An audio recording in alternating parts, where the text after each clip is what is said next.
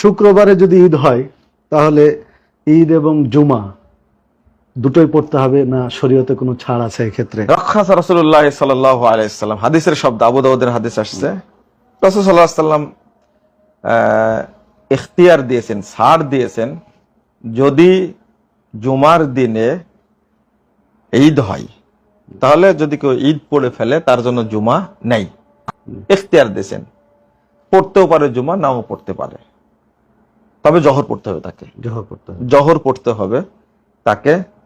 দুইটাই যেহেতু জামাত এবং ঈদ, একটা জিনিস বুঝতে হবে যে বাৎসরিক ঈদ মুসলিমদের দুইটা বাৎসরিক ঈদ, বাৎসরিক একটা ঈদুল আজহা, ঈদুল ফিতর, আর সাপ্তাহিক ঈদ হলো ইয়াউমুল জুমা। জুমার দিন হলো সাপ্তাহিক ঈদ মুসলিমদের। এটা মালিক মুয়াত্তার মধ্যে একটা হাদিস আসছে, এই হাদিস আসছে। অতএব যেহেতু দুইটাই ঈদ, এই জন্য রাসূল